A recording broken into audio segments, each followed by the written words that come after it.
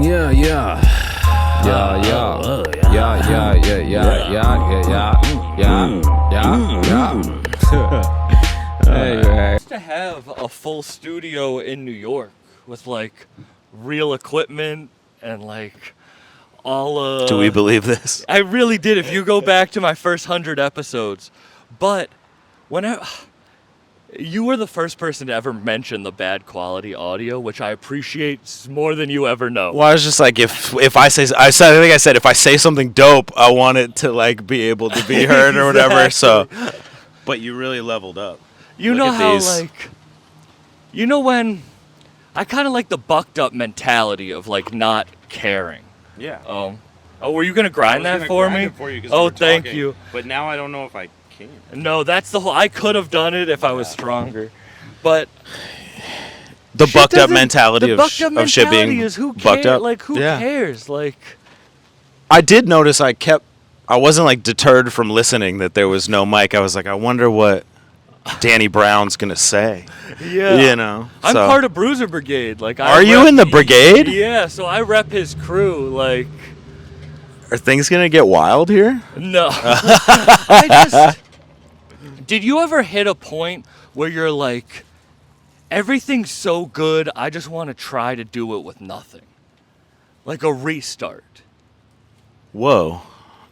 No, I've never reached that point. But I like that you have, like, I do know what you're saying as far as, like, I don't think I need much, like bells and whistles to do that. I always say I could work anywhere with an electrical outlet. Like, if you stranded me on this porch, if I had a MacBook, I could make an album, you know? Yeah. I guess I should be able to survive without a MacBook, but no, I don't think I've ever reached the point where I like went back to bare bones. Like, look, I could do this shit with nothing. Well, I just feel so like you did. Well, it's like I got to when I started, my dream was to interview certain people like Danny and West Side Gun, and then I did it. And like the West Side Gun one, he made me film it on an iPhone with no microphones. Like, he made me do that. Why? He just wanted to test me. Okay. That's kind of cool. Yeah, I feel like it's fine. I feel like you're a good conversationalist. Mm-hmm. So like you really just figure it out, you know, whether you have mics or not. It's just a conversation. Yeah, I hate forced anything. Like, when you like, what type of artist did you look up to when you were a kid? Like, the type of artist. People who didn't give a fuck, right? Slim Shady, you know, or like Jay-Z or whatever, you know, the Beastie Boys or. And then you get to that level, and then the Smashing Pumpkins. You want to start conforming, but it's like you didn't like the people who conformed, you know. The good shit only happens when you're not conforming. You can take inspiration from something successful you've seen, but like the only times fun shit happens is when you're really not trying to. Or I think a great way to put it is just like most of my most popular songs, for example, that have done the most for me were made pretty quick without overthinking. Why do you think that is? Because it comes from a pure place. I think musically, the reason a lot of people do music, or the reason a lot of people do drugs, or the reason a lot of people do gambling is because like the first time you did it, something good happened. Or something, or something pure happened, and for me, I'm always trying to get back to like the feeling it felt when I was like a teenager making music in my bedroom at my mom's with my friends, and that's what it feels like when you do something pure, musically. Even to this day, I always say I'm just trying to get closer to like, this is kind of something I stole from Kanye West, but it's just trying to get closer to like your 10-year-old self, like before you conformed, before you changed to fit in, before you kind of became who you thought everybody would want you to be, when in all actuality they like you the most when you're authentically you. Creating is a drug in that way, where you do chase the dragon, and it's scary because then you get to that point where you're like, am I doing this for the high, or am I doing this for what I thought it was going to be when I was younger? Right.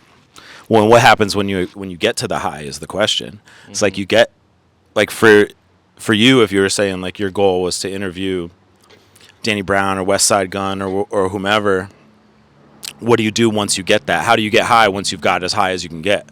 Or what, and then you can only get high when you interview someone bigger than them? Yeah. Which is an unattainable, which is a wild goal. And for me,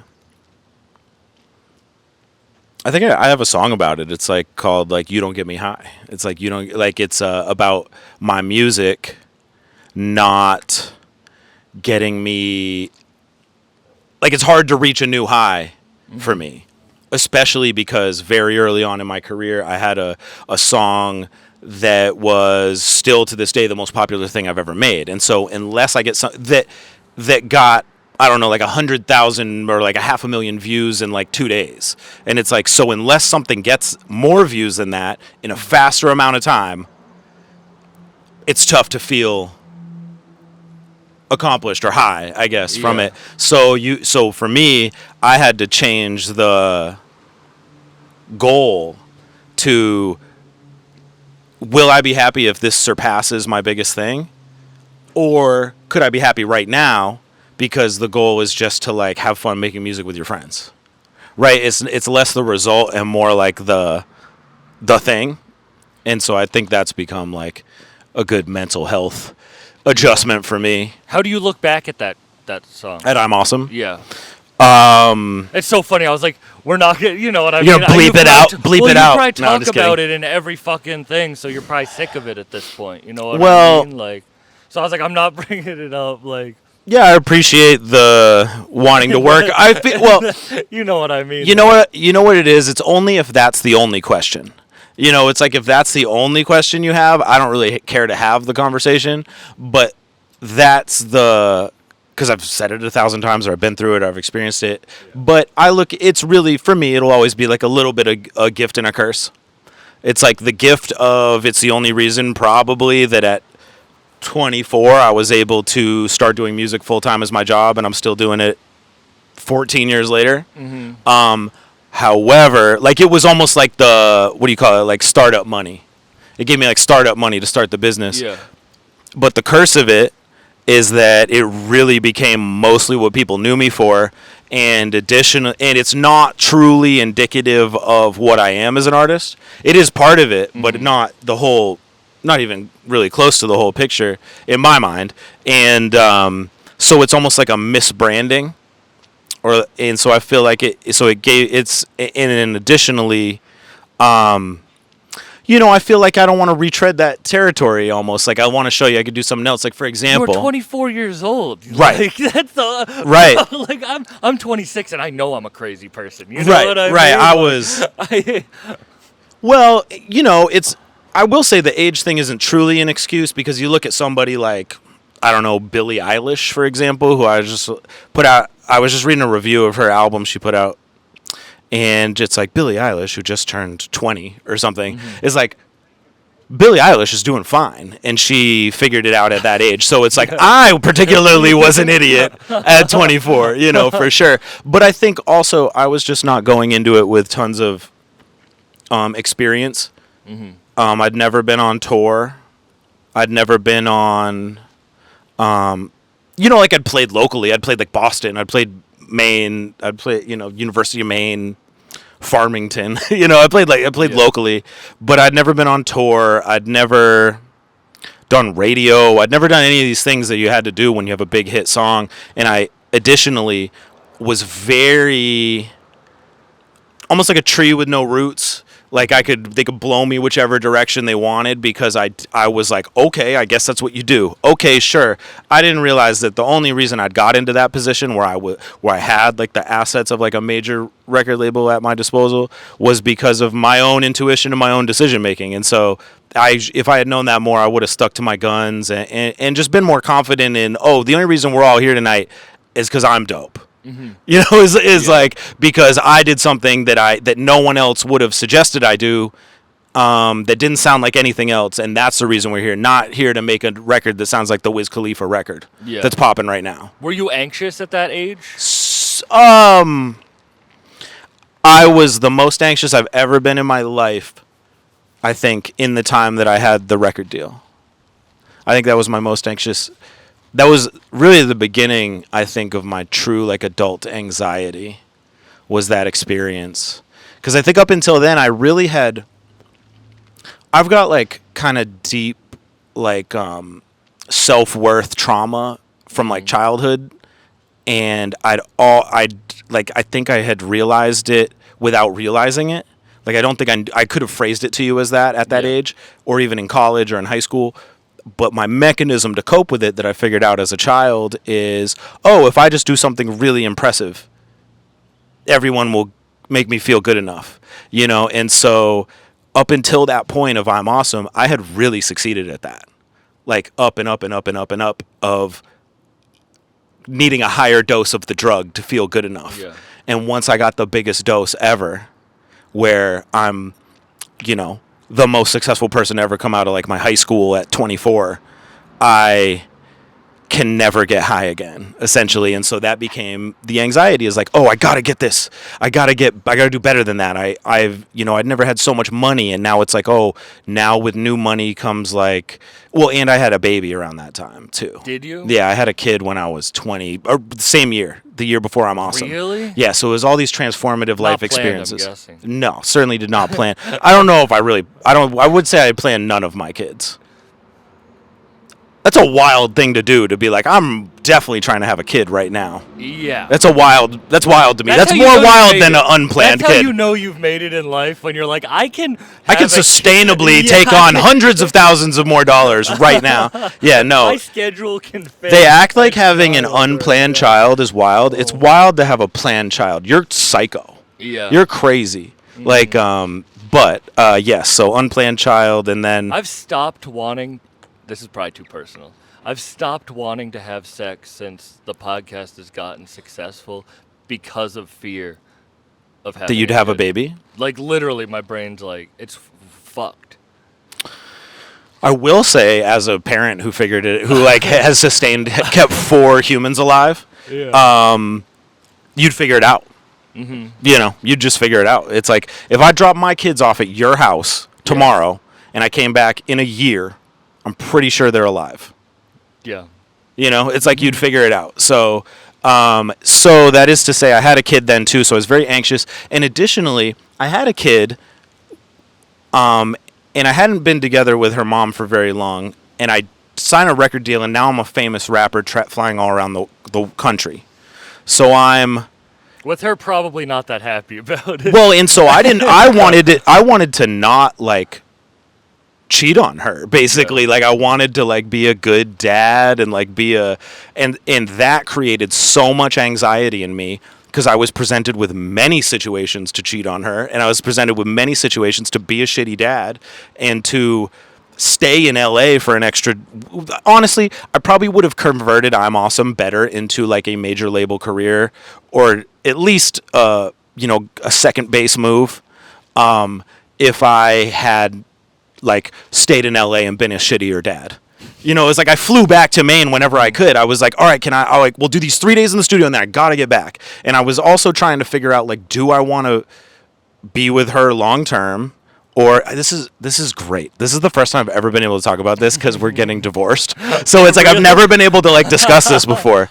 And so yeah, it was like a big conundrum of like, I remember at one point I even got offered, because people only like basically like when it rains it pours in the music industry. And so like when I'm Awesome was on the radio, they're using it in commercials on NBC. It becomes the theme song of the show in Canada. I get offered an MTV show. It's like all these things happen just because people are like, oh, that's working. Let's use that.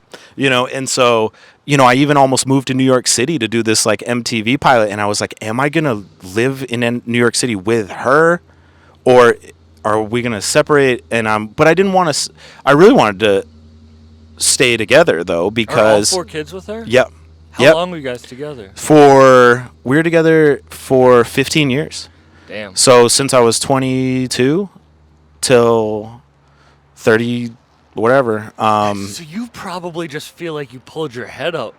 Yeah, it's so different. I don't mean to be like. No, exactly. You probably do feel like you like. I do feel very free in a way to What are like the ages express of the myself. kids So my oldest is 15, and then the others are 10, and then we have 9-year-old twins. So And those are the youngest, the 9-year-old twins? yes, yeah. So they're Like, you get 2. yo, watch out, yo. And we had just because our other daughter's 10, so it's like to have 3 kids. I had like. I would be in like Storyland in New Hampshire with the stroller that was it's a 3-kid stroller. It'll pick it up. You don't have to. It's like a 3-kid stroller, so I like have twin, and then like an extra seat on top for like another kid. Oh my! And God. so Storyland is a wild place. I hate Storyland. I do.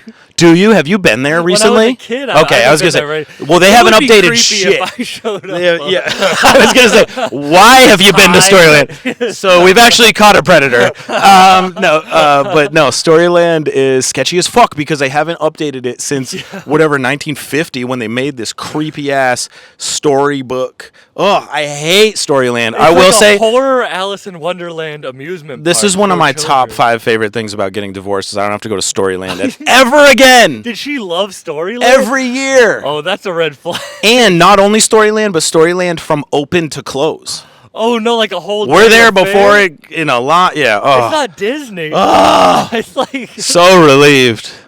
it's like Trailer Park Disney. That's a great way to put it. But it's like creepy. Yeah. It's creepy because it's Mixed like with circus people. right. Well, you know how fairy tales are like actually like horrifying if you go back and read like the OG like Hans. I don't forget. You know what I'm talking about? Like Yeah, the Grimm brothers. Yeah. It's like they actually are like eating the kids alive and shit. That's the vibe of Storyland. Is like yes, it's like but the technology wasn't there yet, so the characters look creepy. You know, you watch like what's that Christmas movie about the train that goes to the North Pole? Polar Express. Those kids look creepy as fuck, and Also- it's like that Also, vibe. that is like the Jeffrey Epstein of Christmas movies. I've never watched it. It's so terrifying. They're trafficking kids to the North Pole. They're taking them out of their beds. Don't at watch night. that movie, kids. Whenever I see places like Storyland and shit, I'm like, what adult was like, I'm going to create this place for the children? I mean, let's Wikipedia it because some creeper Can you was Google like who created in deep New Hampshire too, not like near anything. I'm going to get all the kids to come to the middle of the woods. Yeah. It's still working. Frank, I don't think we're getting that sponsorship from Storyland anymore. No, yeah, you're out. I want to know how Frank just has a sunburn on his knees. Oh, isn't the look at it? Look at the knees. Yo, how do you just have a sunburn on your knees? Yeah, I don't know. It concentrated. I feel like it should be on video for the people. Do you Can wanna you show show your them? knees on Show them, camera? because like that's like the opposite of like if I was wearing shorts and then look at these. This is the How? Wait. How did you Wait. do it?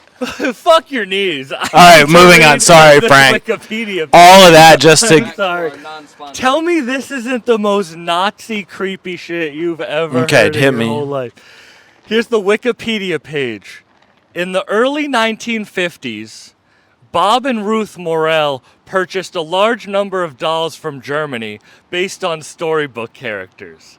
You shouldn't be buying anything from Germany from the 1950s. So they're buying Nazi dolls, Buying Nazi first of dolls. all. They hired a local artist and art teacher, Arlene Topsy Samuelson, Is Topsy in quotes? to design a theme park including buildings and attractions around these Nazi dolls. It says It around makes the so dolls. much It sense. Yeah, says you know, added it. It makes so much sense now. The park opened in 1954 as Storytown. It had just one ride, an old fire truck called Freddy the Fire. A rickety like train car. Oh my God! Yeah, no, this is. It sounds like a concentration that's camp basically that is as the ride. It is a constant. Yo, you know what's even What? You know what's even worse, and people get mad at me for talking about this. But have you seen the Holocaust Memorial in Boston? Yes, I used to walk through it like every day Why on my would way they to college. make a chamber that pretends to gas you as the Holocaust Memorial? Damn. You walk through a chamber and they spritz water at you in gas form. That is literally Wow. That is literally. But it has like some pillars or Yeah, something? you're walking through the What? pillars and they're spraying steam up at you from the bottom. That's Yo, all we're I'm getting saying. the world is fucked, man. I don't know. Let's I don't go know. back to your trauma. So I don't have to go to Nazi land You don't anymore. have to- yeah, that's a win. I'm right free there. on Nazi land. Did you ever watch The Boys? Oh, do you hear that? I do a radio show like Friday mornings. I go do the radio on Hot Radio Maine, which is like our rap station. And I said to them this morning off the air, "Have you guys ever watched The Boys?"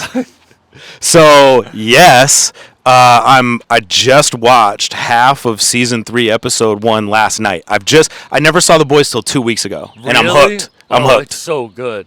So you know the chick who's like supposed to be all great. The and Nazi. She turns out to be a Nazi. Stormfront. This This bitch. that's Storyland as a Fucking character hater. right here. I was you saying haven't seen Gen V yet, right? No. The spinoff. no. That's pretty good too. Yeah, I'm excited too. I just found out who's exploding all the heads. Last yeah. episode. That's where I'm at. But yo, I've never had more of a crush on an actress than that actress, and then she starts killing people, and I'm like, God damn it! I was still in kind love. of I was down in though. love. Yeah. You wouldn't now that she could explode your head. Imagine you would have to appeal. You would have to go to Storyland every day. Damn. Or you get your head exploded. Fuck. Yeah, that sounds like my nightmare going to Storyland every day. But yes, love The Boys, and I fucking hate Stormfront. I was just saying she's the all-time ultimate villain. It's the child abuse for me. It's like the manipulation and child abuse that I'm like, this bitch is evil and I need her to die. Yeah. So, As a father. as a father, just like, I don't know, kind of grew up around, not like, I wouldn't say child abuse, but like domestic trauma, and I just can't do it. Yeah. And also I do imagine it being my kids. Like my son is kind of the age of that boy, and I'm like, I can't imagine. Have you ever seen the Instagram page Dads Against Predators? No. DAP? No. There are these guys who, like, the cops won't do anything, so they'll set up. Oh, it's like predators and then go and street just, like, justice. Yeah.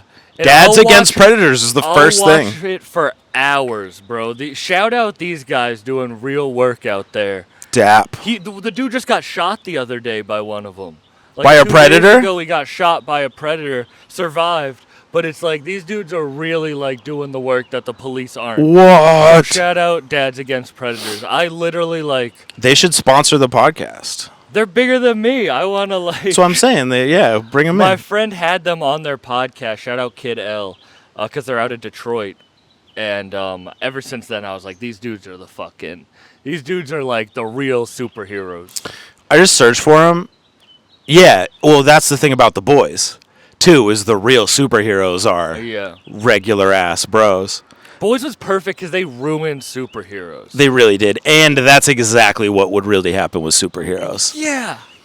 It's a kind of a clinic. I've been really into this is like an aside, but I've always had this aspiration to write like I've always thought of it as like a young adult novel series, like Harry Potter.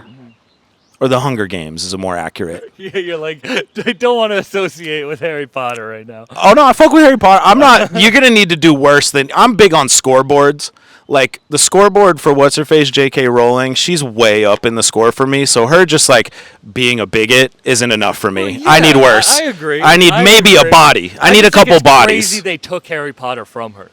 That's like no Did they? longer her thing. Oh, someone They else just owns do it the. all now, and they. Oh, wow. They took her name off of it. So I'm trying to write a Harry Potter, and so I like research. I do a lot of research about like, I don't know, like there's a bunch of different ways that like the hero's journey or like the ways that every movie is broken up or basically every character arc in movies is pretty much the same, like the storyline.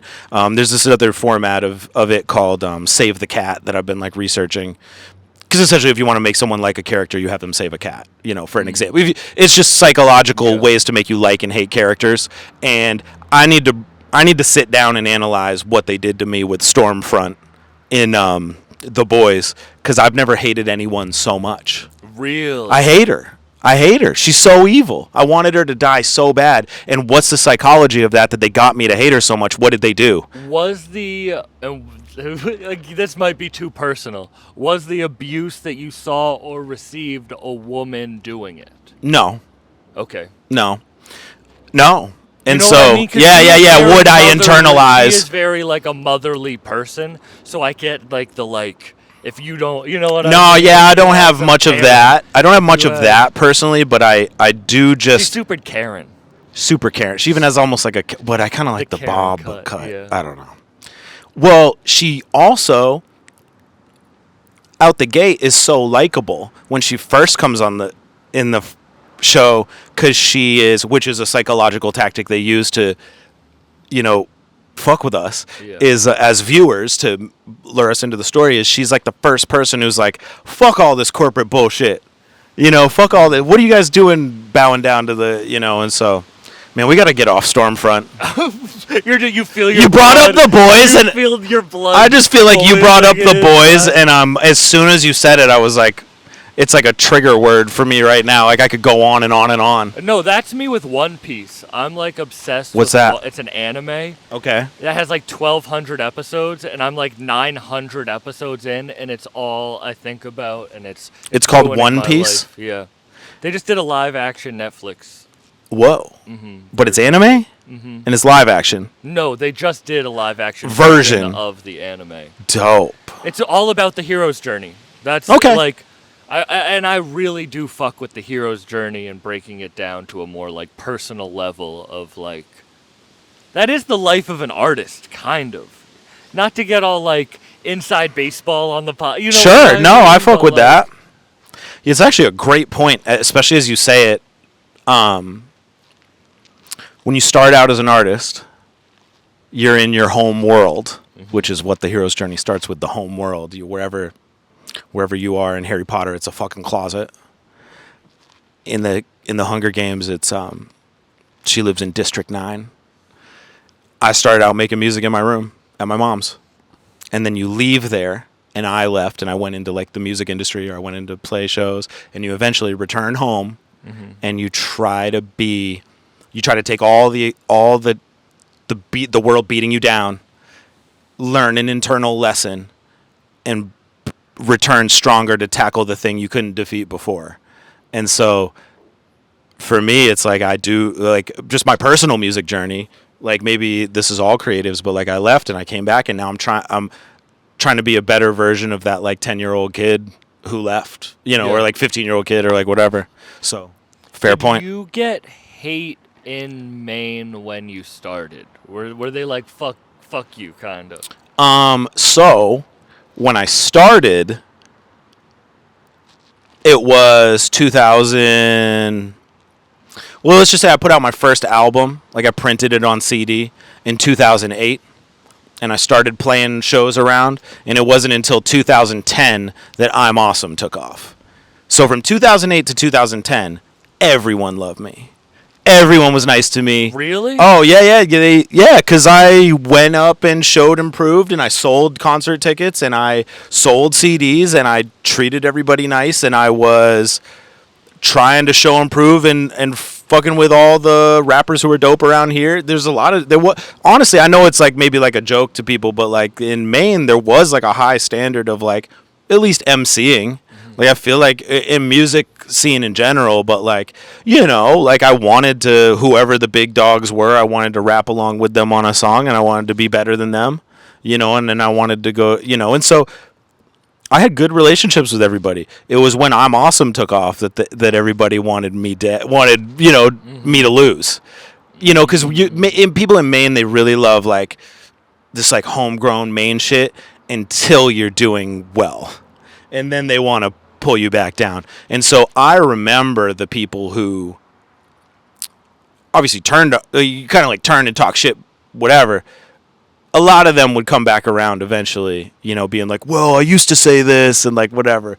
But like, I remember the people who stood by me in those times when they're like, yo, you know, in a way it's not like the I know you're more than that song, but like I knew you before that, you know, and you know, they knew I wasn't like, I think to a lot of people though, because it happened so early in my career, it did kind of come out of nowhere and catch them off guard. I'd say in the hip hop scene, initially I was very embraced. It was outside of the hip hop scene where like the rest of Maine musicians were like, who the fuck, or like what the fuck, because it was my success at that point had been kind of insulated to the hip hop scene where which was all I wanted. I didn't care about like the winning over everybody. I just wanted to impress the rappers and the DJs and the, you know, people went to what was called Rap Night at the Big Easy in Portland. It was like every weekly show up, wait till everybody performs their sets, then there's an open mic, you're smoking blunts outside, and like, and that's where I made a lot of relationships and got beats and, you know, and tried to prove myself,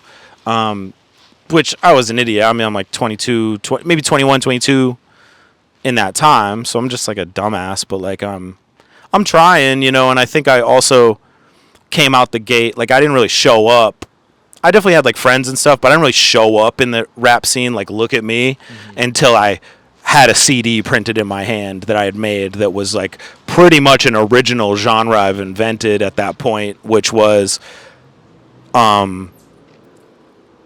like honest suburban rap in a way. Like I wasn't trying to round up that I was from Wells, which is a town like 35 minutes from, it's like where we are right now, like not the city. Yeah. You know, and so like I couldn't pretend I was from Portland, and I didn't pretend I was from Boston or like whatever.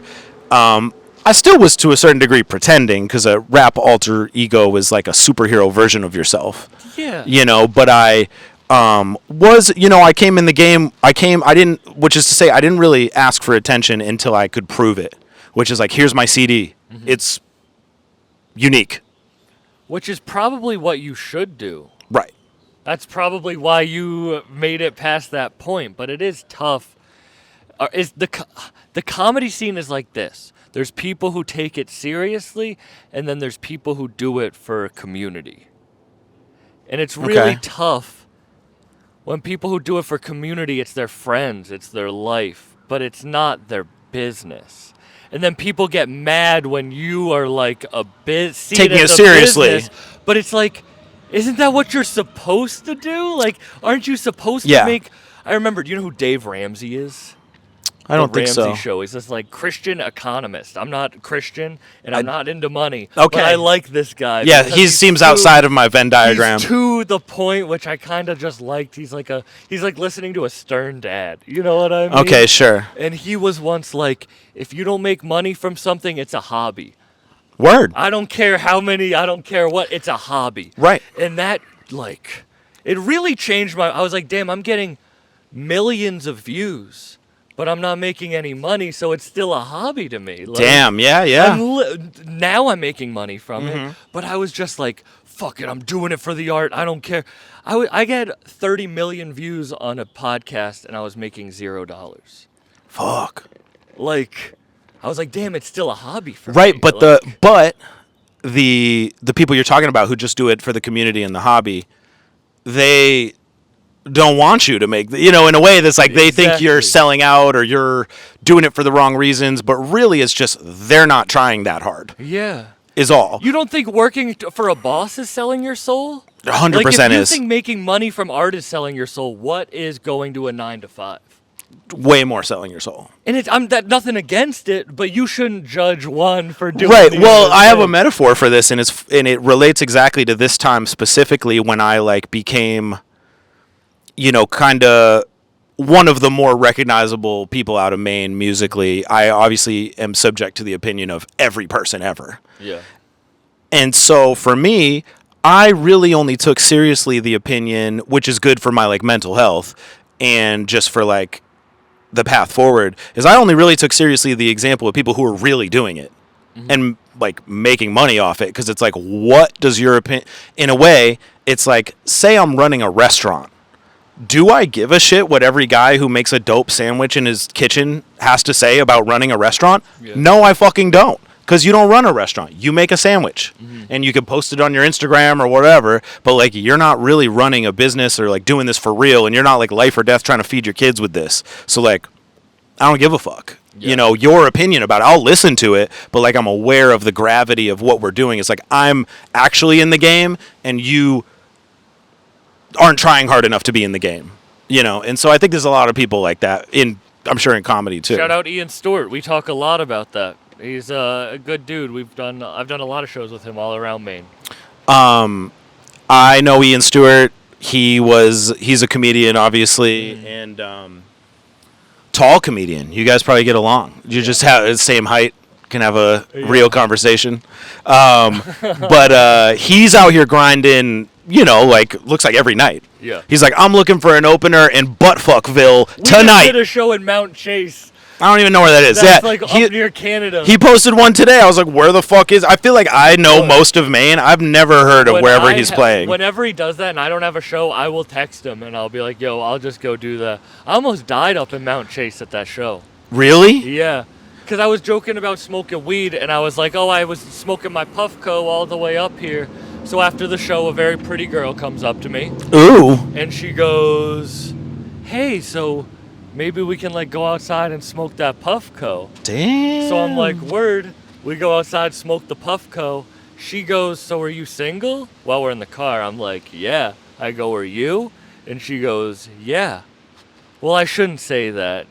Ooh, it's like an asterisk. I'm like, what? And she's like, yeah. I go, is your boyfriend here? And she goes, yeah. Wow, and what so we need to go back shyster in right now. So we go back in, and then she comes up to me, and she goes, I think I left my phone in your car. So I go back. I'm like, and she brings, like, Chad with her? I go check it's not there. No, he comes up to me then and goes, I think my girl left her phone in your car. Fuck!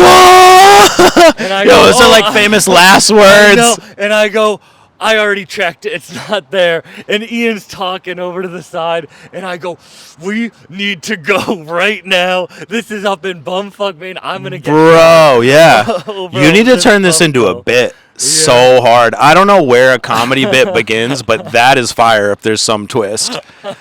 You know, I don't know what you do, but... thing that's happened to you after a show? Hang on, before we do that.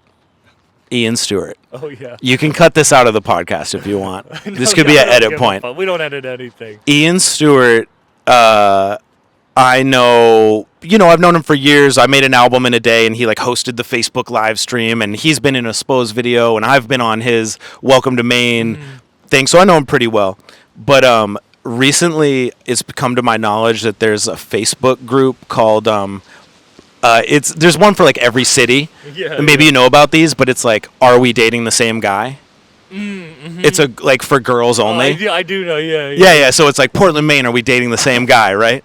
And I'm, like, so fascinated because, like, every time there's, like, a ton of comments on one of these, I'm not supposed to be in this group. It's like a secret. Like, I'm not in it. Like I'm not in it, but, like, someone shows it to me from their phone. You're catfishing them. I'm, like, living vicariously. But whenever there's a post and there's, like, 50 comments, it's pure fucking gold. It's like these dudes, like, it just tearing dudes apart, you know, and just, like, exposing, like, their screenshots, and they're like, it's like, yo, dudes are getting destroyed. And so whenever there's, like, a ton of comments, it's like it could be an episode of a fucking TV show. Like, this should be a show. Are we dating the same guy? Should be on fucking Netflix. Yeah. The Facebook group. But I love when someone I know gets their picture posted on there. Oh, was he put on there? Yes. Oh no! Did he get caught? Yeah, he got roasted. And so, I was dying. I could not believe it. If you can get out of that group with, like, seems like a nice guy. He doesn't want to commit. That's what my buddy Oyster Guy was on there, and that's what they said. Shout out Oyster. Yeah, you know Oyster. Yeah, so shout out Jake.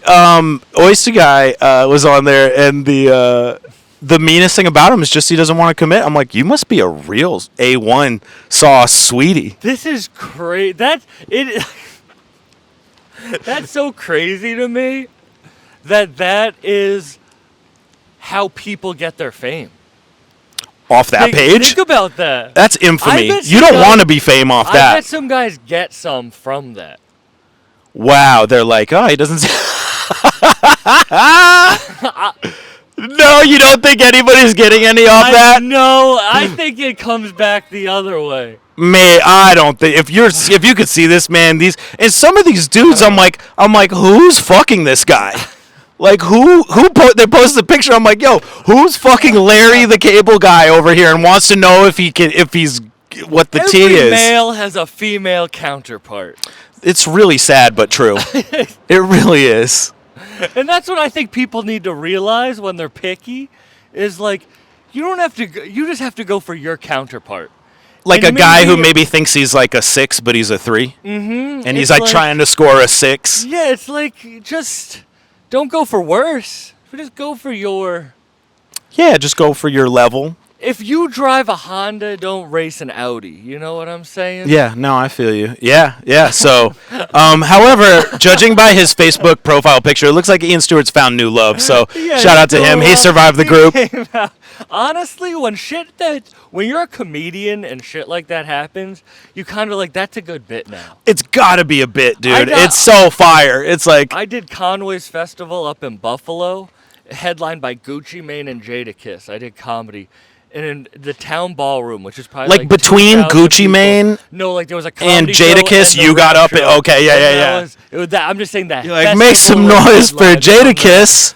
I've never kissed. I got booed by 2,000 people. Really? Into What is that any- like? What do you feel? Because you almost. In that moment, I think I might be a masochist because I was just like, this is horrible, but this is going to be the funniest bit I ever have.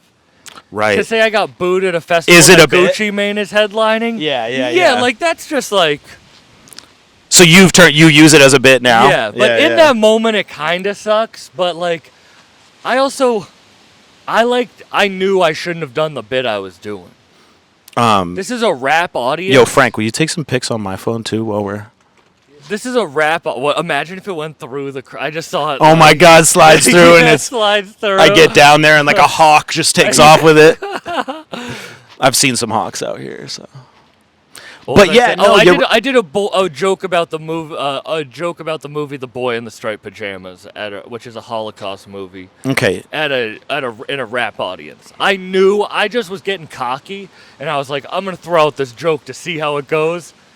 Boom. Oh, like you had been doing well, Yeah. and you were like, "All right, I'm on one now. Let me pull out a deep cut." Let me pull out. Let me test the waters, and it did not go well. Wow. Well, all right. Back to my original question. Right. Worst experience after a show, or crazy. You know, sometimes they get sad, and you don't need to tell a sad story. Yeah, let me try to think. Craziest experience after a show.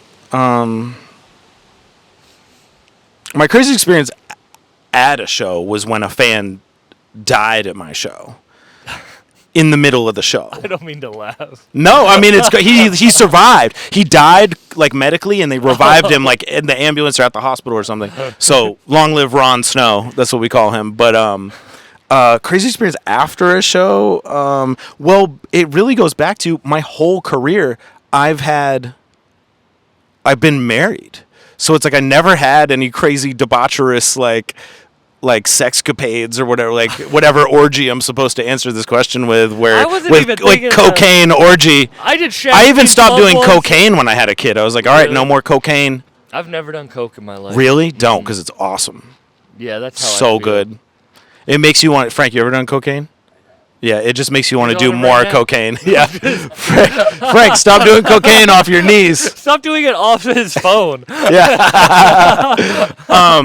But I'm trying to think, what's the Like, craziest all right, things ever I did happened at a Chastain pub, and a dude pulled in Manch, assault- Vegas? Yeah, and a dude pulled an assault rifle on me after the show. Like, I wasn't trying to get Downtown Manch, a dude pulls out an assault rifle? Yeah, I'm not trying to get you in trouble being like, I was fucking 30 strippers. Like, I just mean, Unfortunately not. have you?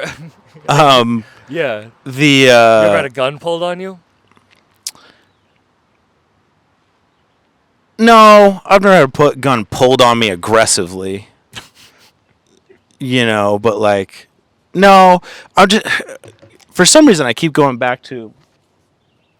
In Sacramento, one time we locked ourselves out of our tour van on accident. Like Dave Gutter, my bro and a great musician, locked the keys to the van inside the van, like the tour van. And so we're loading out in Sacramento, and this homeless guy, oh, I just thought of another one. This homeless guy with a pipe tries to attack John Rudes, who's like another member of our touring group, and tries to attack John Rudes with a pipe. And John Rudes sees him coming and has to be like, oh, no, you know? And like we had to, but we couldn't get in our van. Yeah, hey. And and so, I mean, that's happened. One time this like white rapper dude who one of the people we were with knew this guy from like Call of Duty. Like he used to play like video games with him, like, you know, like online, and he never met him in person. And he's like, we're playing in Toledo, Ohio. Come through. Have you ever been to Toledo? No. It's terrible. I've been to Ohio. I like the venue there. Frankie's always treats us good, but the town is... You know when there was like a recession in America? It was like 2009 or something? 2010? I like didn't get it. I was like, what do you mean? Like, America looks fine. Then I went to Toledo, Ohio. I was like, oh, okay. We boarded the shit up. We boarded up America. Anyways, so he brings dude from Call of Duty. There's so many cities like that. All right, yeah, for sure. So he brings the dude from Call of Duty to the show, and he's a rapper, but he's like one of these rappers who talks with like some fake voice to pretend he's more like street than he is. And this dude... He's doing a black accent. Yes, he's doing a black accent. So hard to the point where I know that it's actually his identity. Like maybe around his grandma he turns it off, but like this is his identity, and he's dressed absurd. Like the dude from Trailer Park Boys. Yes, it's like beyond. This is like that level of... You would need to cast like that level of casting for this dude. And so he comes to the show. And he's like, what's up? You know, he like meets me, and I'm like, what's up, man? And I'm trying to sell merch, and there's like a side room to sell merch, and then there's the venue. And after the show, I always go to the merch table and sell merch because you sell the most merch if you sell it yourself as the artist. And he, throughout the whole show, is there with like a couple other of his people, and they brought like a Bluetooth speaker, like a kind of heavy-duty one, and they're set up in the merch room as we're playing music in the other room doing the show, playing his own songs, like as if it's gonna like people are walking to the bathroom by him, and he's like performing them almost, and it's like, oh, no. Wow. He has a tip jar out, like yes, he's a street performer. That's pretty much it. Inside my show, he's busking at your yes, show. Yes, inside it'd be like if a comedian came to your show and he's off by the bathroom doing his own comedy. And so this is absurd, and I'm there after the show selling merch, and there's like a line of fans, and he starts, the staff is like, hey man, you got to turn that speaker off and leave or something. Yeah. And he's like, gets all up in their face like he's going to fight the staff and starts making a scene in front of the staff. And then he comes over to me as he's getting kicked out of my show after the show for doing this performance. And he comes up to me and he's like, yo dog, let me get your number. Like in his phone. And I was like, no. What? I'm like, no way. And he's like, let me get put your number in my phone. And I go, fuck no, man. I was like, you're just like an asshole to all these people. I was like, I don't want to know you, you know, and all the fans are there and they're, you know, to witness this or whatever. And so he's like, oh, fuck you, you know, and like storms out, and like his friends like slowly trickle out and they're like, sorry, man. You know, like his friends, that's the worst. His boys even hate him. That's when you know it's bad. So we're loading out of the venue 45 minutes later, and they're waiting to fight us. Oh, and so we're like loading out, and I'm not like very tall, but like this dude's smaller than me. Mm-hmm. You know, I'm probably like 5'8". He's probably like 5'4" or something, ready to fight the rest of my bandmates who are all like tall man height. And I'm like, this is not, unless he's got a gun, which I would see for the brand. Yeah, I could see the brand having on a Bluetooth speaker. Outside, yes, he's definitely, and they like won't leave, and so they start talking shit, and then they steal my buddy's phone and drive off back to wherever they go, and so we're able to like track them on his phone, and they're like, do you have? The kid who knew him from Call of Duty is like so embarrassed. And he like reaches out and he's like, yo, what the fuck? Like, where's his phone? You stole his phone. And they're like, nah, we didn't. And we're like looking at the location. It's like, okay. And And that kid has music videos on YouTube, and I can't recommend them enough. So that was one of my favorite wild concert experiences. I wish you could say what is the YouTube. I want to watch those music It's awesome. videos, though. It's a spin-off of another white rapper's name. Oh no! Yeah, it's so great. It's so great and terrible. Oh, but now dude, you being know on why tour. Women give fake numbers. Oh yeah, men are awful. Well, especially from this Facebook group, I've learned most men are terrible. And so it's like, is this a timer? Are we approaching like a time limit? No, we're not approaching a time limit. Oh, but that's Frank. Look at you. Yeah, I like that. I will say when I can't believe it's been 50 minutes already. It's so smooth. It's so smooth. And I kind of noticed that about your podcast. You are very good at, while someone's talking, like spinning what they're saying into the next question. And so like, that's, I think, why I run smooth. And I'm a talker. And you're good at it, so it's good. Thanks. The thing about like being a touring musician is almost every show, every tour date could be like an episode of a TV show. Because it's insane. And usually the TV show would have nothing to do with like the performance on stage. It's like all the things that happen on your way to the venue, at the venue, out of the venue, sound guy, bartenders, other artists, opening acts, like, people at the hotel. Like, you just see fucking crazy life every day. Has there ever been a good depiction of tour life, do you think, in art? Never seen it. That's why I have always joked about creating a TV show about it. It would have to be like HBO, but like every city would be, every episode would be a city name.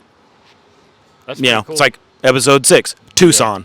And it's just it starts with the van's broke. Maybe we never even make it to the show in that episode. Like the van's broken down. I've broken down the van. I've been robbed on tour at 11 a.m. Like that could be a whole episode that we'd never even make it to the show. How were you robbed at 11 a.m.?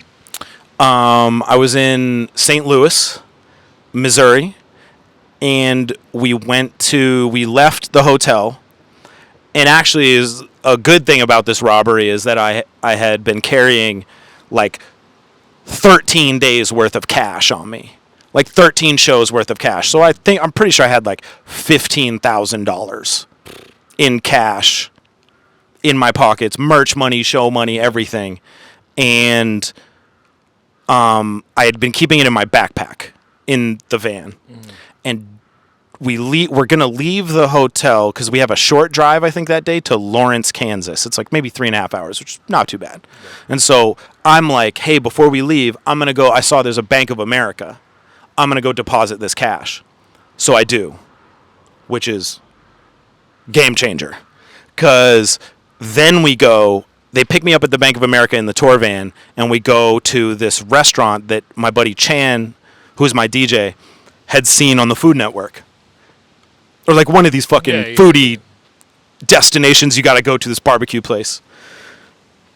So we go to the barbecue place. I buy like my daughter a souvenir shirt, because I'm like deep enough into the tour where I'm feeling like I can spend money on shit. You just deposited. Yeah, just deposited all this cash. I'm feeling a 3-hour drive today. We have a day off the day after. I'm like, I'm on cloud 9. We go get the barbecue. We're like taking pics for Instagram, like barbecue, St. Louis, bitch. We walk out of the barbecue place. Like, we went there right when they opened, so like 11 a.m.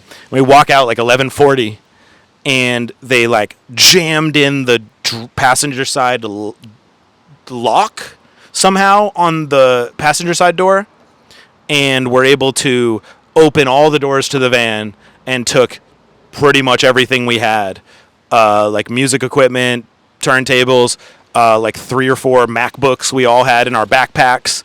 I had all my recording equipment with me because I was like, we'll record on tour. Yeah.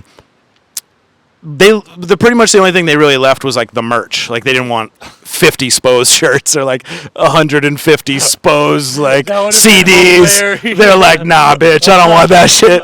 And so you see a guy wearing one of the t-shirts, carrying a big. All of St. Louis is rocking. I was at the show. What are you talking about? I bought this at the last show. And so, we call the St. Louis police, who are like, yeah, what? And we're like, they come down, do a report. They're like, so what did you lose? And we like list it all. And I just know they're like, okay, guy. St. Louis is like, I'm sure somebody just got shot in the face like an hour before. They don't give a fuck about us getting robbed. We're leaving. They're like, okay, we'll write all this down, bud. Here's a phone number. They give us a business card for like a detective or whatever. And so I remember like I'm calling State Farm, I'm calling whatever. But basically, we just got worked, pulling up in a like a 15-passenger van. Yeah. Which apparently is a bullseye target. That happened in to St. Justin Louis. Clancy. Okay, I know Justin Clancy. I think it was out in L.A. Someone broke into his van and stole all their shit. Those vans were just like barbecue chicken, for thieves. So. Have you ever gone to I was just in L.A. and I had a rental car, and every place I went, they were like, you didn't leave any bags in your car, right?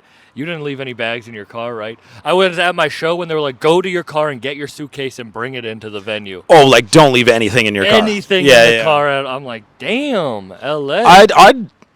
I mean, my friend Cam has even had, like, I remember we had, like, a ton of weed with us in California one time. I think we were playing in Oakland or like San Francisco, and he left his backpack in the in the dressing room while we were like backstage while we were going up on stage, and when we came out, all his weed and like whatever was in his backpack was like gone. That happened to me in New Hampshire. So it's like you can't even trust like the other artists you're playing with. What's the Diamond Club? Is that the Diamond Club? Sounds like a strip club? It wasn't a strip club, but it was a show, and yeah, they took Would you ever do comedy at a strip club? That sounds terrible. Yeah, I would. You would. Comedy and strip. I don't like strippers because I see it too similar to comedy. You see yourself in the strippers? Yeah, and I'm like, oh, that's how people see me. You're out here, just like you're taking it off. People might like it, but it's too vulnerable. It's like a level of vulnerability that's uncomfortable, and that's what comedy is, and that's also what stripping is. Two thoughts. One time while I was married, I was not supposed to like go to strip clubs, but like everybody was drinking, and I was like, all right, maybe we could go to the strip club. It was the strip club in Bangor, Maine. I hooked up with a stripper from that club. Wow. Sorry, I shouldn't have said that. No, that's the best. That should be the clip, like the advertising clip. Shout out Emerald. Hit him up. Hit him back. But I went to this strip club there, and it was like after I'd played like a festival up there they used to have, and I was like, all right, well, I gotta be incognito, so I'm like hood up. I'm like, we'll go to the strip club real quick, because I was like, I want to go to the strip club, I just am not allowed. I'm sure maybe if I sent a text and was like, can I go to the strip club at like 1 a.m.? It's not when she's home with the kids.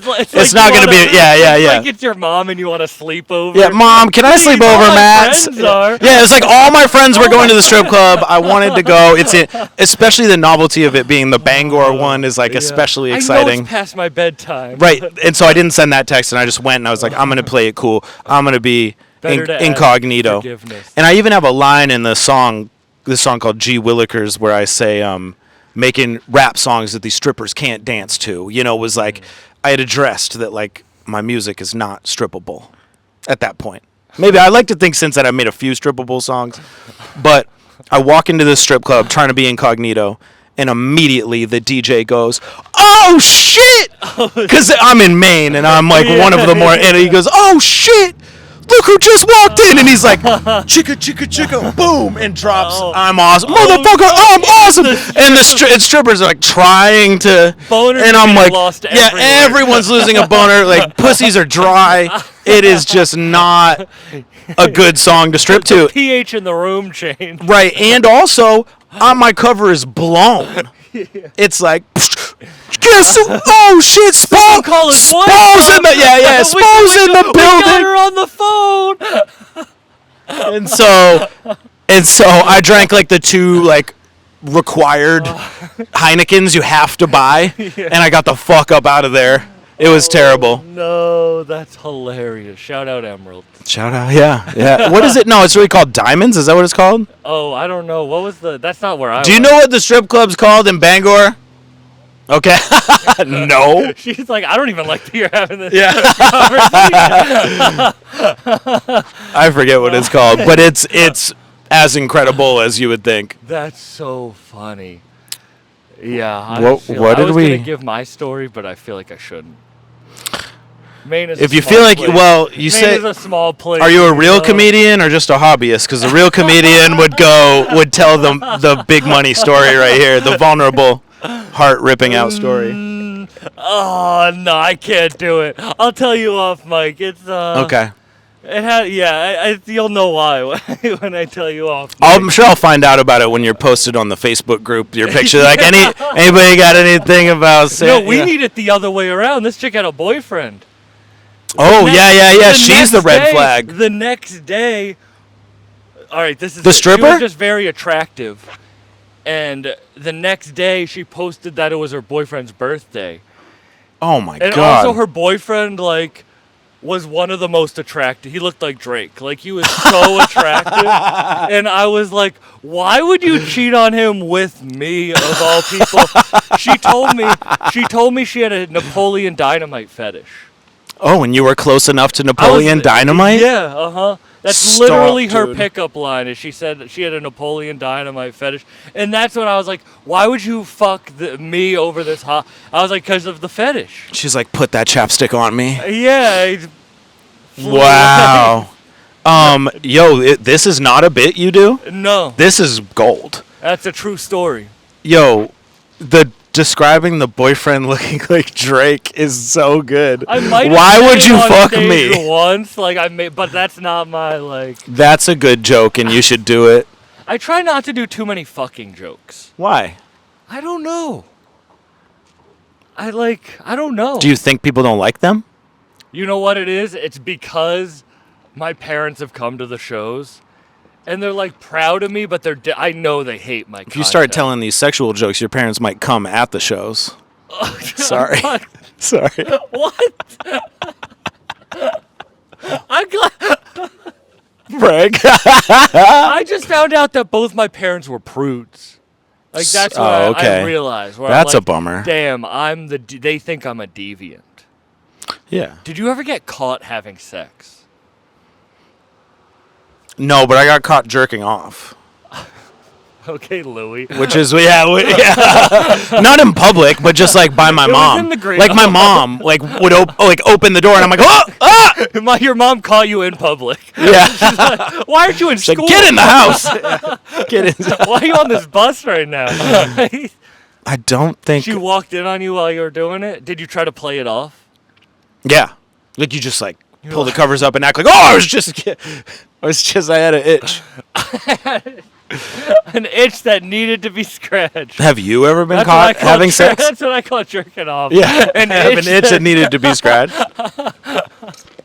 Yeah. I got caught. You know what the Mayflower is? Like the boat to transport pilgrims? Yeah. Yeah, I do. Yeah, like I got head when I was young on that boat. Because, like, you can go on. You the got boat. head on the Mayflower? Yeah, and the old woman caught me. Wow. Yeah.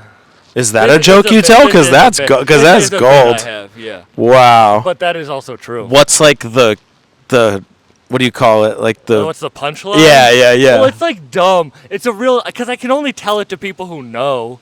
So it's like, who know what the Mayflower is? Yeah. Everybody knows what the Mayflower is. we're in the fucking New England. People are dumb. I've talked to But people this is who the only don't place know. the Mayflower matters. Is like But people don't know where Okay. it is, like other places. Okay. I've realized. Like, it's dumb. I got my Plymouth Rocks off, which isn't okay, easy. yeah. Easy. But, like, it's a full story where I tell it, and she goes, and it's her yelling, and I act out her yelling. But it sucks to say the She punchline. yelled at you about Yeah, She you don't got have to give away your surprised. punchline. I will. I just go, it's crazy, because growing up, I was told I had ancestors that came over on the Mayflower. And now I came over the Mayflower where my ancestors. where it came and from. it's Yeah, like- okay, that's pretty good. But it's like That it's was like such when a- I said your parents would come at your It's show. just such a like. I don't like stories like that because they're too easy. You know what I As mean? a comedy like trope. It's like people will think I'm making it up because it's so just like. Oh yeah. I'm fascinated by comedy. I would I'm not a big comedy head. Like I have friends who are like that's like they watch the fucking Your Mom's House podcast every day and like the Kill Tony and all the. I'm like aware of it, but I'm not like seeking it out on my own. But like I do, just because like I have experience with public speaking and like performing on stage and like holding microphones, I feel like I do have a slight leg up on the performing on stage aspect of comedy, and I'd love to do like a 5 minutes. Oh, I'm trying sometime, to get you know. where rappers do comedy. Oh, like really? A show where rappers do comedy. You should do that. Okay. I've got some. I've Do had I get a lot paid? of people. We have to see how big this is. Or is it like, am I like comedians where I just do it for free? That's how it be. Yeah, okay. Comedy is such a weird thing where it's like you have to make your money outside of comedy and then to keep comedy going. Right. Like you can. Well, think about rappers even. Like, who are the most financially successful rappers you've ever heard of? None of them are financially successful because of just rap music. It's like Kanye sold shoes, you know, Dr. Dre was selling headphones and owning other artists' catalogs. The most inspiring in that is Webby. Chris Webby? Yeah, He's your most inspiring? No, he's inspiring for that, where he just like he tours, he sells out his shows. People might not even know that, like, but he just has his like his core fan base. Exactly, Oh yeah, he's and he does well. It's super, but I mean, I would argue that. Why did you react that way when I said his name? I mean, for me, I mean, no offense to Webby, who like I know, but like I would aim at like Jay-Z or like as the biggest example, you know. But he also does it his own way. Aren't you that way? You do it your own way, like right. But yes, thank you. But I think my point is more like Webby's making all his money off music. Yeah. Maybe you could say T-shirts is not. Well, that's what I mean. It's like that's inspiring that he's okay. doing Yeah, that. do it just He's off music. doing music. I was saying the real way Business, to cash is like some other hustle. Oh no, I'm not. You know, saying that. yeah. I mean, it's inspiring that he does it from music and does well and has been able to. It's fascinating. He's really should be studied almost, like the way he's been able to convert his like almost like cult fan base into this like when I had Chris Webby do like I do this Christmas show every year in Maine, and I had him on the show. And it's like the Chris Webby fan zombies came out of the woodwork to be at this show because they really relate. And he's really had this brand that like really brings motherfuckers out. Even here at my show here, you know, is packed with like half Chris Webby heads. And so, yeah, good for him, man. He his fan base is so loyal. Yeah. When I had him on it's crazy how many people are like, I listened to the podcast because you had him on. And I'm like, it's just funny. Yeah. That's not the like style I'm usually talk to, you know what I mean? But it's cool that he just has people like no matter what. I mean, I'm sure there's so many people whose favorite rapper is Chris Webby. You know, it's like, and I think maybe there's a certain amount of like, you look for the person you relate to, who you see yourself in. 100%. In that, 100%. You know. Yeah. Who did you relate to most when you were growing up? As rappers or musicians? Yeah. Oh, you said M before. Yeah, I think for me, a little bit of the I'm trying to think who really made me like, you know, it's almost like a dirty word to say that Eminem like inspired you as a white rapper. Like I have like a vintage T-shirt that's like Eminem, like the Marshall Mathers LP tour shirt. Yeah. It's a super dope shirt. It's like, you know, I bought it on eBay. I'm like, love this shirt. But my buddy Dave Gutter he's like, that's like wearing your own band's T-shirt for a white rapper to be in an Eminem shirt, which is like true in a way. Yeah. But like, yeah, I think for me, you know, I was 12 or 13 when Eminem came out. So it was like, I don't know if I so much saw myself in Eminem or I just like, it inspired me to want to rap too, you know. And so was there a Maine rapper that was?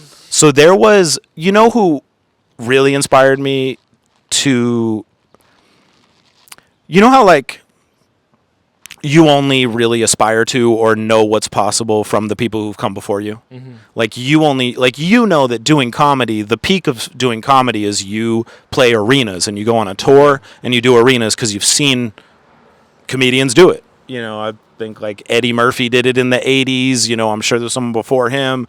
You've seen it your whole life. So you know that is as big as you can go as a comedian. And then maybe additionally, maybe people you've met or other comedians you're from Massachusetts you've seen go big. Oh, your Eminem is Joe Rogan, and it's like so angry. People hate it when you say like, "Oh, I was inspired." But it's Is that right? He's from Okay. Mass. He has a pot like. Right. that's Okay. Yeah. why- Yeah. So it's like but you've seen that you can have the number one podcast Exactly. as you.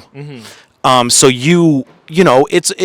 and with white people especially, there's tons of representation in just about every field that I can see somebody who kind of looks like me succeeding at.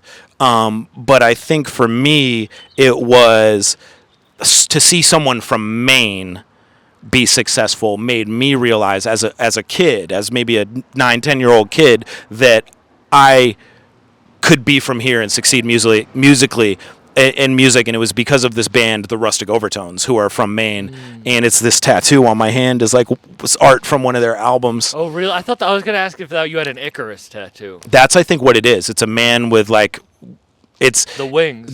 that fly like too close to the sun, and it's I don't know. Tattoos are crazy. Thanks, man. Yeah. The detail on them. Do you have one artist that does most of them? No, a bunch of them are done by two dudes did like my whole arms, and it's this dude Matt Brown and this dude Chad Chase. And Matt Brown does tattoos in Salem, New Hampshire, and Chad Chase does them in Sanford, Maine. There's this place called Venom Inc., and that's where they both worked when I got all these tattoos. But Sorry, I didn't mean to get off. no, I will say I would not have this many really detailed, like elaborate, really nice tattoos if I wasn't getting the local celebrity discount. Because tattoos are fucking expensive. And I would get this tattoo that, like, I don't know, I got like this Paul Pierce on my arm. Or I got like Virgin Mary on the iPhone right here that probably would cost, like, I don't know, $1,800 or like $2,000 or something, like every one of them. And he'd be like, $100. So, it's a little bit of the bro discount that afforded me to be tatted enough to be cool. That's why I smoke so much weed. Free weed? Yeah, man. Well, I have a whole song about this called Where Was This Shit When I Was Broke? It is maybe a comedy bit in a way, like, But it's true. But it's because some songs are like a life experience that you're like, oh, that would be a good song. It's like you have a life experience, you're like, oh, that'd be a good bit, especially if it's a shitty, weird.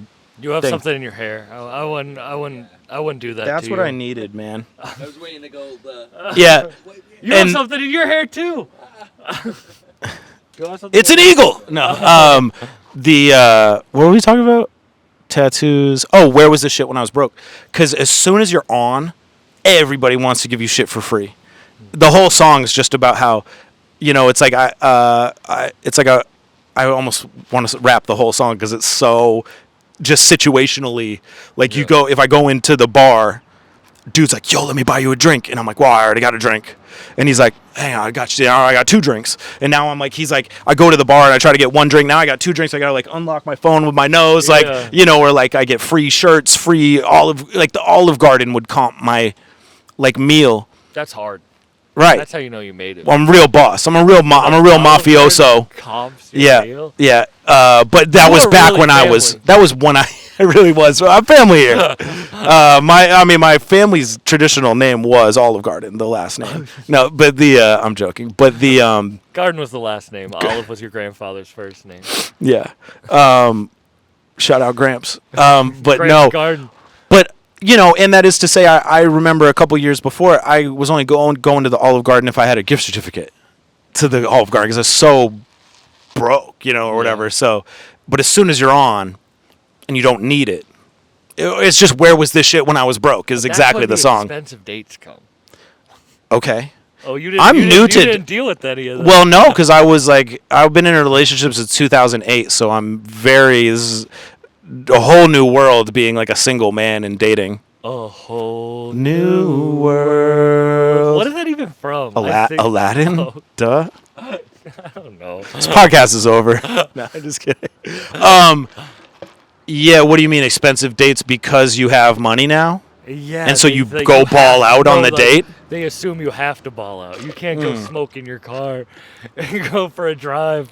Oh, right. You got to go out to I mean, you dinner. can, but- I will say my least favorite thing about like dating when I like had to date was that I always had to like go out and drink. Like every first date is like drinking, and I can't burp.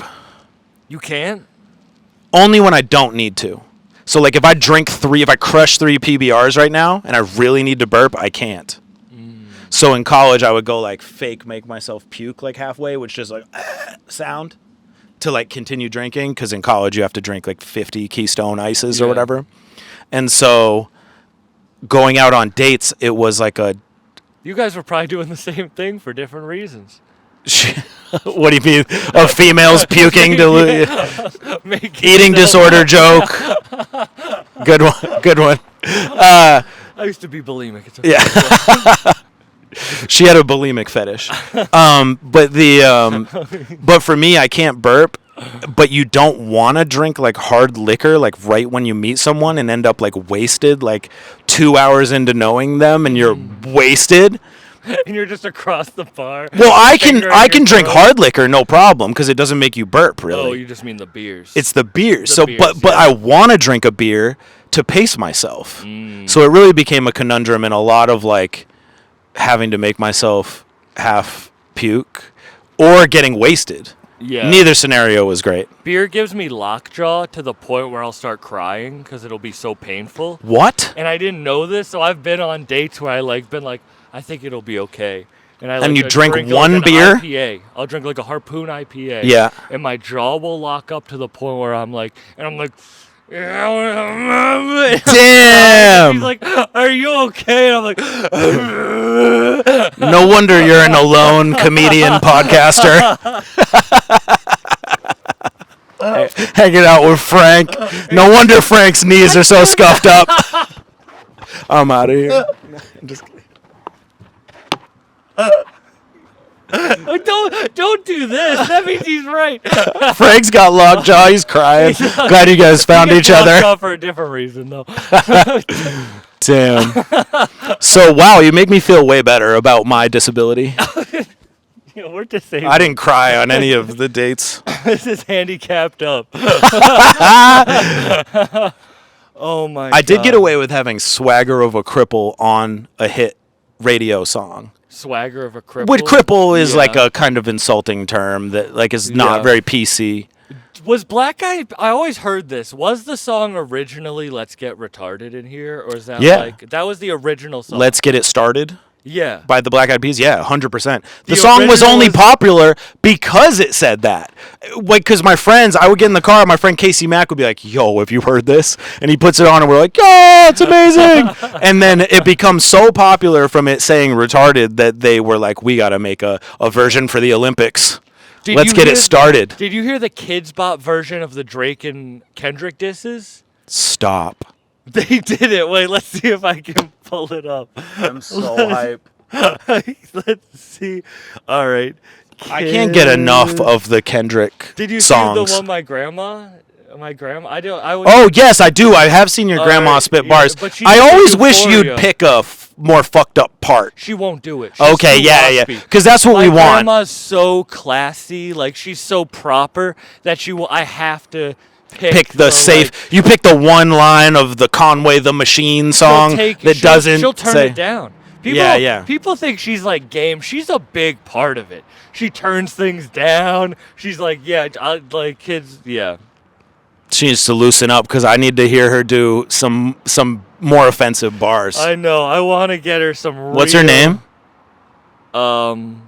Gloria. I don't think this is real. Let loose a little bit. Let it out. I don't think this is real, and I'm mad. I thought it was real. I saw Kids Bop. It's not it's like a parody. Oh, it's a pretend. Okay. And I'm not obviously, Kids Bop. But Kids Bop is a crazy. They do all the hit songs. It's a crazy idea that you're gonna have kids shittily sing songs. Well, the point about that I was saying about the was swag. Was your song ever Kids Bop? No, I was gonna say I wish it was Kids Bopped so bad. I was probably like 10 Billboard chart spaces away from getting Kids Bopped, which would be the best. However, the song did become like so prevalent that it would get added at these increasingly like conservative pop stations. So I don't mean like even like religiously conservative, but just like they don't say even you know, they're not even going to say boobs, Yeah. you know, like, so you need to, so I had They this. grimace while putting on your song. Yeah, they're like, well, They do well, a quick, well, like- but you know those radio stations that like you hear, like there's like, for example, there's this like Doja Cat song I hear on the radio where she's like, spank me, choke me, Yeah. bite me, and on some radio stations that whole part is blanked out. You know, so like so with I'm Awesome, it kept getting added at these stations, and the major label Republic Records would send a very serious email that's like, hey, we really need extra super clean version. So it's like, you not only can't say motherfucker, I'm awesome, we need a version that doesn't say swagger of a cripple. We need it. So I'm like, well, what am I going to say instead of swagger of a cripple? What did you? So this became like the fun joke of it was I'd change it to swagger of a pickle, and then we tried swagger of a nipple, but they would not accept it.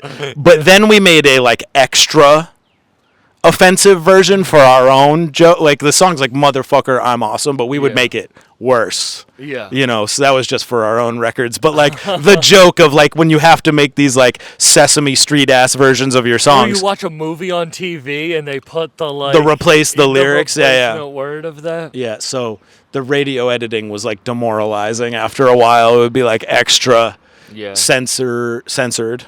Clean music is such a weird idea to me.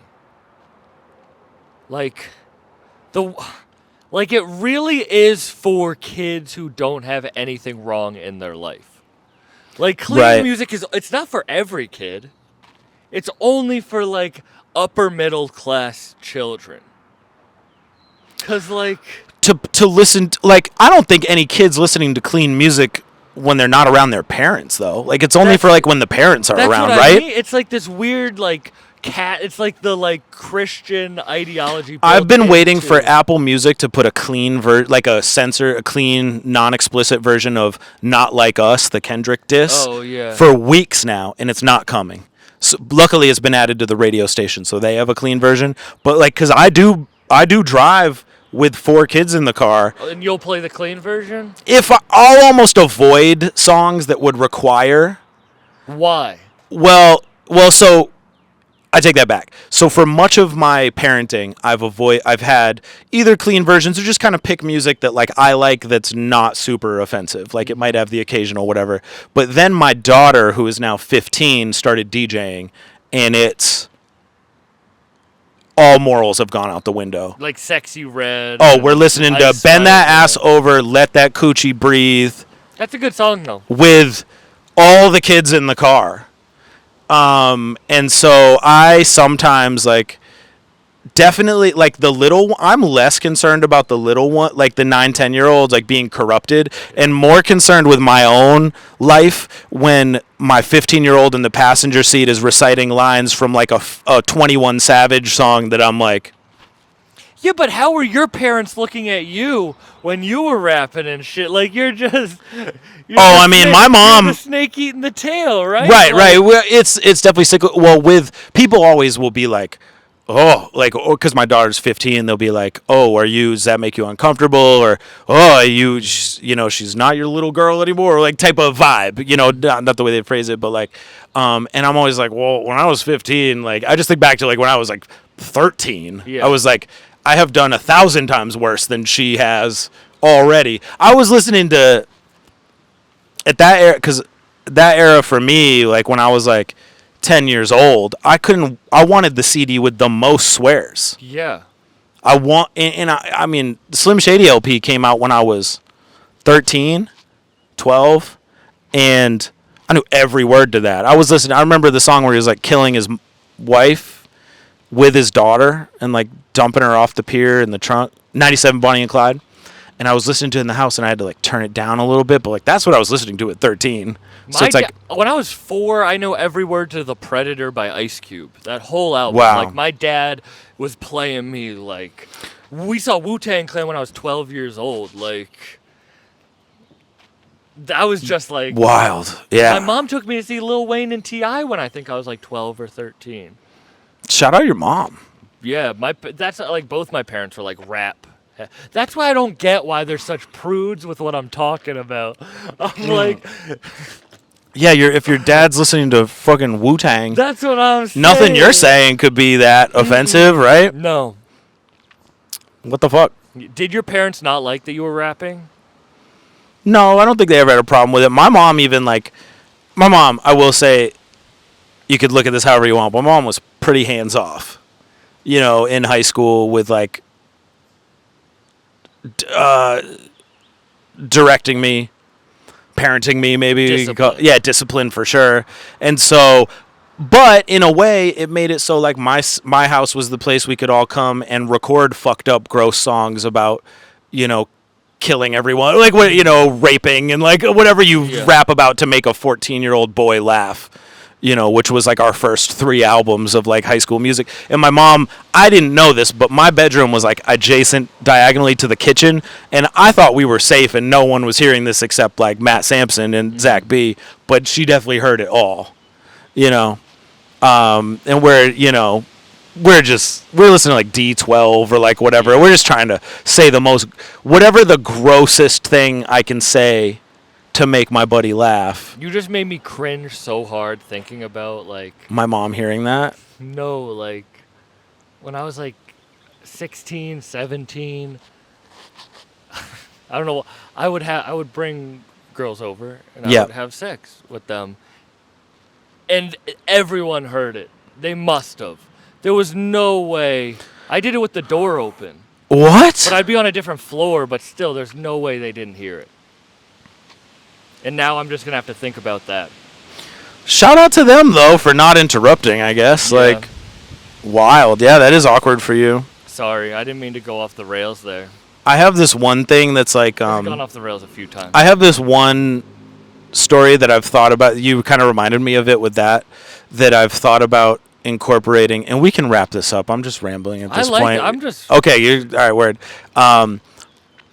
Because I think about stand-up... I only have one more serious question for you. So okay, dope. Do it after this, because I feel like I'm just way off on a tangent. But if I ever did stand-up comedy, I have this one experience that happened to me that, like, I don't have really a punchline for, but it's along the lines of people, like, hearing you having sex. I wasn't having sex, but I rented, like, an Airbnb, and, I don't know. Now I feel like I probably shouldn't tell this story. You made me tell my story. Sorry. Well, you don't have kids. I'll tell it to you up here. Anyways, like, it's embarrassing. Sorry. This motherfucker Check out. did the same thing. Don't forget to like and subscribe. You made me tell it. Now you gotta tell yours. Come see me when I do stand up. I'm sorry. This story is good, though. There's no version of the story that you can tell. I just think, like, if I'm my kid... You think they're making it an hour and 40 minutes into Sam Buck's podcast? That's a great call. That's a great call. I'm not going to clip this. That's the problem, is whenever I say something really dope, or really, like, I'm like, the one thing I'm like, don't post this. It like, usually is the thing that it's the thing they post. Bro, Token's been sending me all these songs. Sorry to cut you off. No, go for it. Sending me all these songs, and he's like, from years ago that he won't release. And I'm like, bro, these are literally some of the best songs I've ever heard from you. Wow. And he's just talking himself out and not releasing them. I was like, the shit you hate the most is the shit that's going to get people to like you. Is it a little, like, more risky musically than some of his other stuff? Like, he's like, or it's different than his usual style? I don't even know why he doesn't like it. It's just good music. Because I have this song called Alternative Radio that I usually play, like, second to last or third to last because it's one of the bigger Spose songs. And I made it in 2010 when I was signed to Universal. And I didn't put it out till 2015 because somebody finally was like, man, what? Yeah. Like, what are you doing? And so I sat on it for 4 years because I was like, oh, I can't put stuff out like this. Like, that's not what the Spose fan or, like, the brand is like, I didn't think they'd expect something like that, or like that was allowed. But ever since that song has really allowed me to almost expand my box that, like, oh, I don't need to be... Because I think of, like, what I do musically or what I'm allowed to do or what the Spose brand is as, like, a rectangular box. And, like, the very center of the box would be, like, the Sposiest Spose song that encapsulates this corner, that corner, this corner, and this corner, but in, like, the most palatable distillation of Spose. which maybe I guess if I'm off the top of the dome would be like maybe a song like We All Got Lost by me, which incorporates some of this like alt rock stuff, but like is very rappy, is relatable, is like unique, but also a, you know, in the format of a pop record. Could you know, intro, verse, chorus, bridge, chorus, you know, like a typical song format, but like unorthodox in some way, you know. So that is to say, I didn't think I could put out stuff that was over here or over here, and it really is such a pleasure to expand the box, to be like, oh, now I'm, you know, I put out a song called Self-Help that's essentially like a punk band song with bars. So I'm like, oh, now I do this. Now I can do this. And it's like to set yourself a little freer. It's to tear down a fence and like expand your land a little. I think you shouldn't give a not you. I think people listening, and I think you should be able to expand. And it's funny how full circle this conversation is. That's why I don't give a fuck about the audio quality on some. Some will be really bad. Because the form of an interview is very structured. Right. So I want to be able to break it in any ways. This is one shot. This is us sitting here, me getting too high off dabs and weed, us going off in tangents. It's like, that's me trying to break the mold and not caring what anyone thinks. Yeah, you I either like that. like it or you don't, and I don't give a fuck if you do or you don't. In a way that I love and respect your opinion, but it's not going to affect my creative output. I love that. And I think even creative output is maybe, would you consider the term creative output to mean things that you output to the public? Because I think there's two things, because creative output versus like what you're putting out versus just creativity, which is making. Like maybe we make this or we do something and it's not for public consumption. Are there two different standards there? Is there like, because for me, I'll make shit that's way outside the box, but like then the like business marketer creative mind is like, oh, that's maybe too far this way, or but it feels good to make it, but like then I'm thinking of the public, how the public receives it or consumes it. Obviously, I understand that I should never be restricted and should always just follow, you know, my creative impulses and like whatever. I've even thought about recently about releasing music under like other aliases, which I never really had considered before, because I was like, well, I need this one to work. This is the one that makes me money. I need to make it. I need to spend all my time on that. Why can't you put all that weird stuff under the one label? I don't know. Can I? Yeah. It's like I think I can, but then I think you should. Like I think it only. I don't see a downside to it.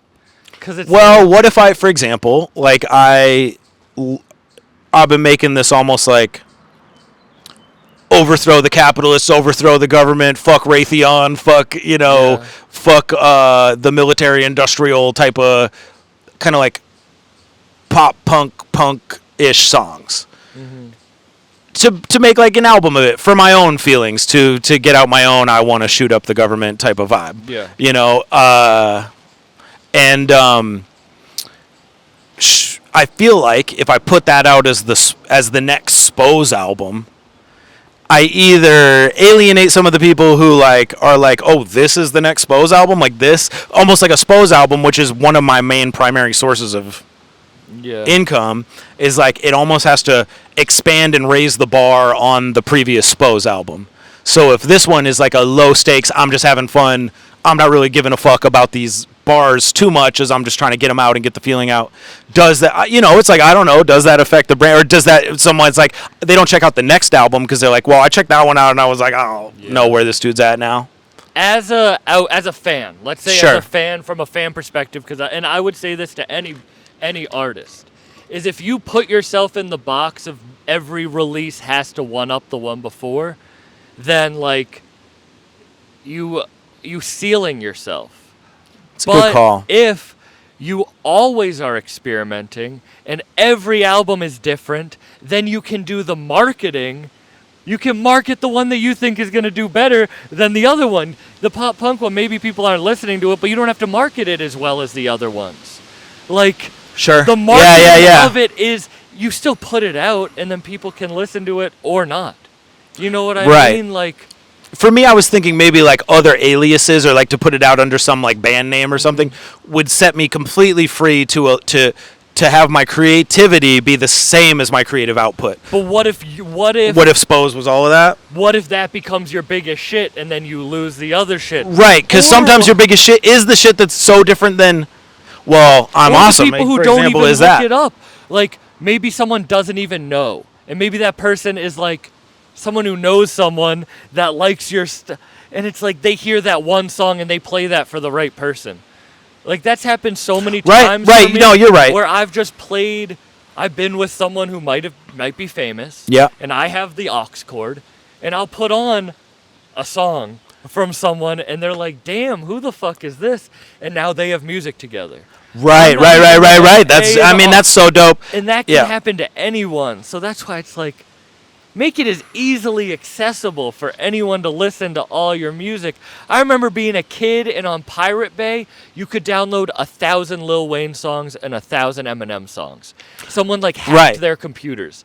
And when I was a kid, I didn't know it was wrong to listen to those demo tapes. But I just Right. wanted it all. And if it was under another name, I might not have been able to find it. Sure. Yeah. I just want to make sure that creatively, like if I go sit down, I'm unencumbered. There's no wall when you sit down to make stuff. And I really do operate like that. I'm never like honestly, like most of the ideas of Spose songs are like, oh, this is different. Like I never made like a I'm awesome too. You know, I never made like really, because to get the drug, to get the high, to get the feeling again, you can never get it from making the same song. Like you probably can't get a new high from doing an identical bit to this other bit. You just plug in new details. Oh, trust me, yeah. You know, it's like so especially in music, it's like you can't really just shit out the like same idea and get the feeling or even have it be successful. Like it doesn't hit as hard the second time with people if it's the same shit. So the only way I really like, I will say one good thing about me musically as Spose the artist is I've never really like stopped trying new stuff. You know, like if you go listen to the most recent album, hopefully not one of those songs sounds exactly like something from the last record or 5 albums ago. Listening to it on the way here. Oh, nice. Yeah. What could go wrong? Out now. You checked it out? Yeah. Okay. We listened to it on the way here, and it is a very different vibe. It's more Right. like not even every word sounds bad when I never know how to compliment people's work. Sure. Yeah. You know what I mean? I don't know Like, either. I'll be like, that's cool, or that's like, I love that shit, or you know what I That's mean? fine. I'll And take it's like- I love that shit any day. Well, I think for me the word, if I was to describe it, it's just way more vulnerable. Yeah. It's just way more vulnerable than I've ever been before, and it's because I was went gonna through say the poppier, but it's not poppier. I wouldn't even say that. It's Sure. not- it's like. Because pop it, you think like cheery, dancey. like- Yeah, it's but almost that's not- dark and sad, Exactly, but but like it's it not. is. It's breaking from the rap mold. Right. Yeah. It's. I'd say it's like big, vulnerable, emotional songs is all I'd phrase it as. But yeah, they are pretty big choruses and like big production value on a lot of them. But a couple of them are like voicemail demo type vibe. But like, yeah, no, I think you almost don't.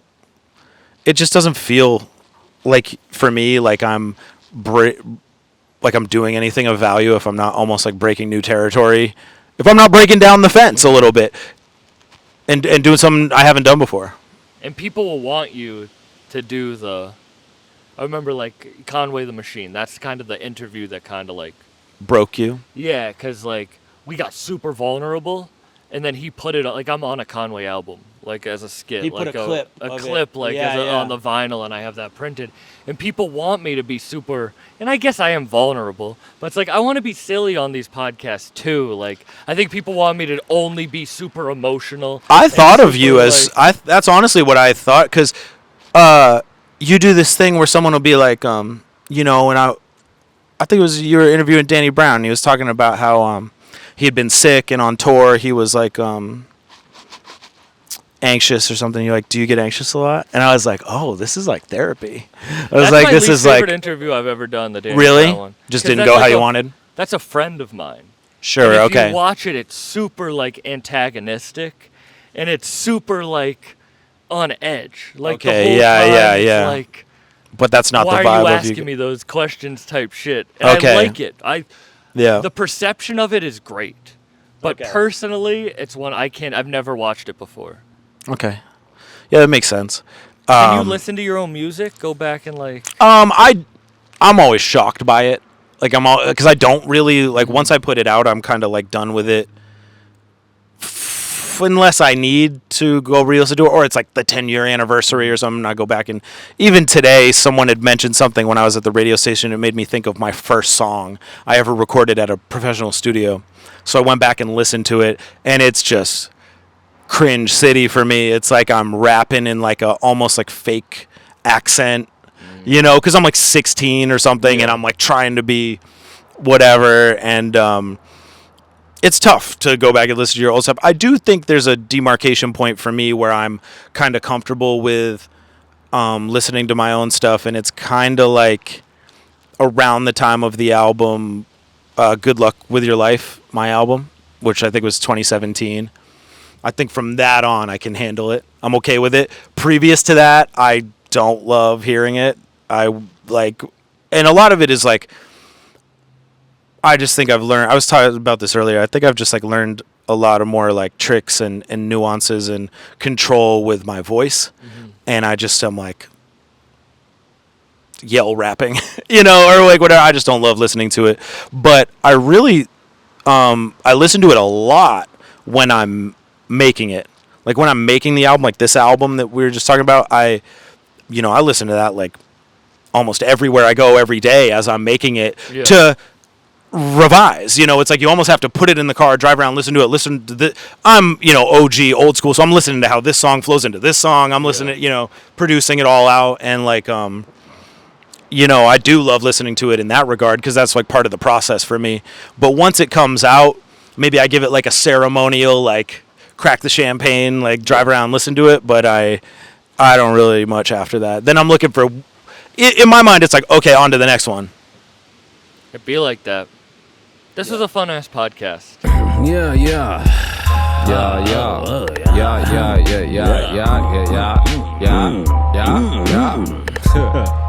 Hey,